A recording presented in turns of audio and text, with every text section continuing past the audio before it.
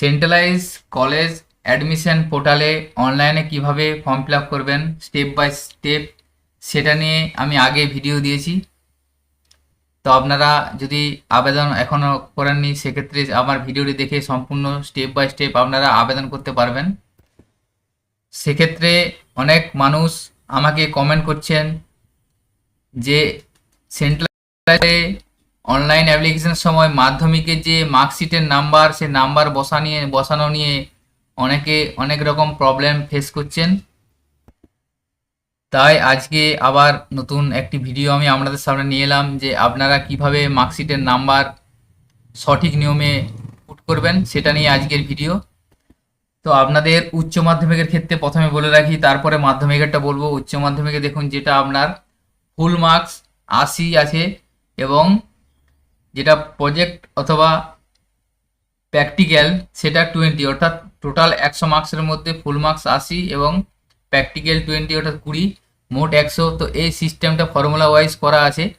যদি কোনো সাবজেক্টের ক্ষেত্রে যদি থিওরি 70 নাম্বার থাকে এবং প্র্যাকটিক্যালের জন্য 30 নাম্বার থাকে, সেক্ষেত্রে আপনারা কি করবেন, সেক্ষেত্রে আপনারা যে ফুল মার্কস থিওরিতে 80 আছে সে জায়গায় আপনারা 70 লিখবেন।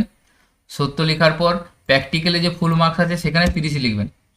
অর্থাৎ আপনার থিওরি ও প্র্যাকটিক্যাল দুটো ফুল মার্কস মিলিয়ে যেমন 100 হয় সেটা আপনাকে করতে হবে। তো আপনি চাইলে এটা নিজেই করে নিতে পারবেন। যদি 80-20 থাকে সেক্ষেত্রে এটা আপনাদের নর্মাল 80-20 ওয়েবসাইটের মাধ্যমে করা আছে।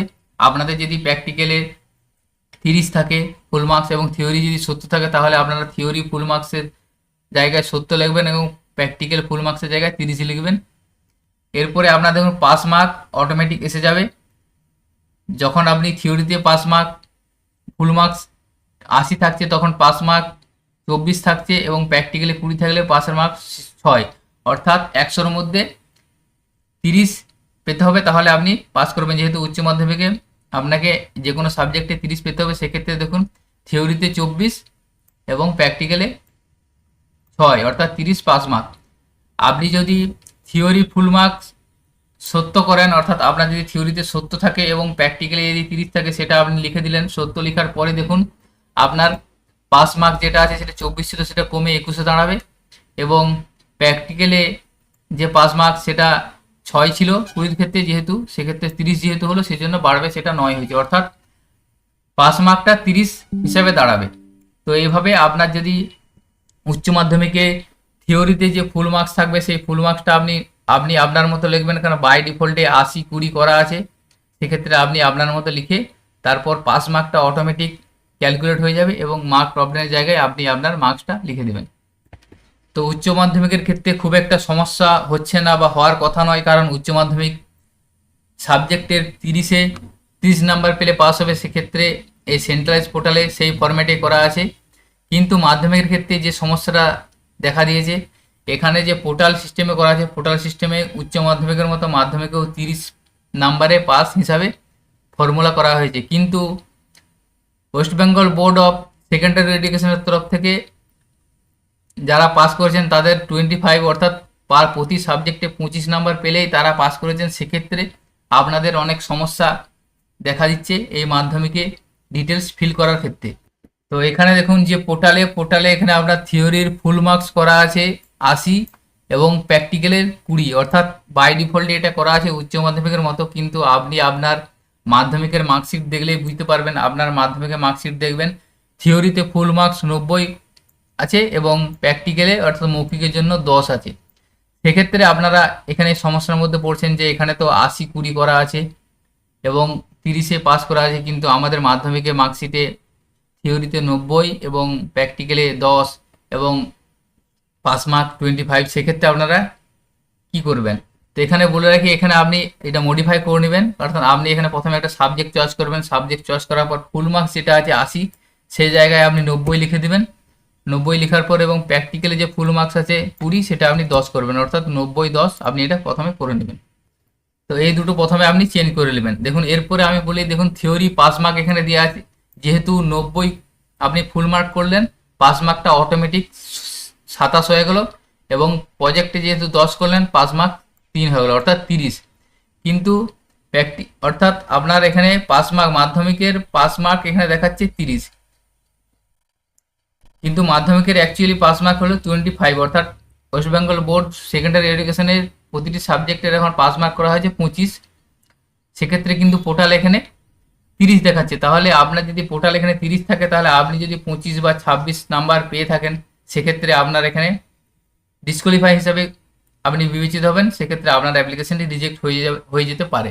তাহলে আপনি এখানে কি করবেন, ধরুন আপনি 27 বা 25 পেয়েছেন, তাহলে কিন্তু আপনি পাস করেছেন, কিন্তু আপনার এখানে পোর্টালে কিন্তু দেখাচ্ছে আপনি ফেল করেছেন। সেক্ষেত্রে আপনাদের বলে রাখি, যেহেতু আপনারা 90 থিওরিতে ফুল মার্কস করেছেন বা আছেন, তাহলে 90 25% হচ্ছে আপনার পাস মার্ক হবে।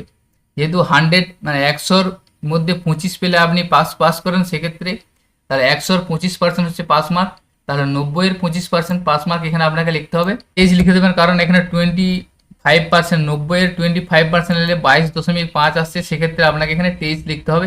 আপনি পাস মার্কের জায়গায় 23 লিখে দেবেন, এবং প্রজেক্টের যে বা প্র্যাকটিক্যালের যে পাস মার্ক সেটা আপনি 2 লিখে দেবেন। তাহলে দেখুন এখানে 25 আপনার ক্যালকুলেশনে চলে আসছে।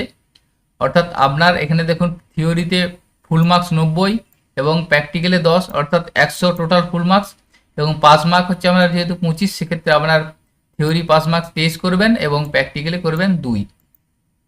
তাহলে আপনার টোটাল 100-র মধ্যে 25 সিস্টেমে আপনার চলে আসছে। এইভাবে আপনি এটা ফিল আপ করে দেবেন। এরপরে আপনি মার্ক প্রবলেম যে জায়গাটা, সেই জায়গায় আপনি এখানে লিখবেন আপনি থিওরিতে কত, ওই সাবজেক্টে কত পেয়েছেন লিখে দেবেন, এবং প্র্যাকটিক্যালি ওই সাবজেক্টে কত পেয়েছেন সেটা এখান থেকে লিখে দেবেন। তাহলে আপনার টোটাল মার্ক প্রবলেম এবং পার্সেন্টেজটা অটোমেটিক এসে যাবে। তাহলে এই পদ্ধতিতে আপনারা মাধ্যমিকের ডিটেলসটা ফিল আপ করবেন। আমি আপনাদের সুবিধাতে আরেকবারও বলে দিচ্ছি, এখানে থিওরি যে ফুল মার্কস আছে এখানে 90 দিবেন, এরপরে পাস মার্কসের জায়গায় 23 লিখবেন, 23 লিখার পর এখানে প্র্যাকটিক্যালে ফুল মার্কসে 10 দিবেন, এবং পাস মার্কসের জায়গায় 2 দিবেন। এই ফর্মুলায় আপনি এটা ফিল আপ করবেন। এরপরে দেখুন মার্ক প্রবলেম যেটা আছে, আপনি থিওরি যে নাম্বার পেয়েছেন সেই নাম্বারটা দিবেন, এবং প্র্যাকটিক্যালে যে নাম্বারটা আপনি পেয়েছেন সেই নাম্বারটা দিবেন। দেওয়ার পর দেখুন অটোমেটিক আপনার মার্ক অবটেন টোটাল এবং পার্সেন্টেজ এসে যাবে। তো এই ফর্মুলাতে আপনারা মাধ্যমিকের ডিটেলসটা ফিল আপ করবেন। তো আশা করি ভিডিওটি আপনারা বুঝতে সুবিধা হয়েছে যে কিভাবে আপনারা মাধ্যমিকের ডিটেলসটা ফিল আপ করবেন। এছাড়াও যদি আপনাদের কোনো কোয়ারিজ থেকে থাকে, আমাকে কমেন্ট সেকশনে কমেন্ট করে জানাবেন, আমি আপনাদের কমেন্টের রিপ্লাই দেওয়ার চেষ্টা করব। এবং সকলের সুবিধার্থে এই ভিডিওটি শেয়ার করবেন, যাতে যারা এখনও ফর্ম ফিল আপের ক্ষেত্রে মাধ্যমিকের ডিটেলস পুট করার ক্ষেত্রে সমস্যার মধ্যে আছেন বা সমস্যায় পড়েছেন, তাদের সুবিধা হয়। সেক্ষেত্রে আপনাদের ভিডিওটি শেয়ার করে তাদের কাছে পৌঁছে দেবেন। এবং আমাদের চ্যানেলে যদি আপনারা নতুন হয়ে থাকেন, চ্যানেলটিকে সাবস্ক্রাইব করে রাখুন, পাশে থাকা বেল আইকন প্রেস করে অল বাটন ক্লিক করুন, যাতে এই ধরনের ইনফরমেটিভ ভিডিও নোটিফিকেশন সহজে আপনি পেয়ে যেতে পারেন। সকলে ভালো থাকবেন, সুস্থ থাকবেন, ধন্যবাদ।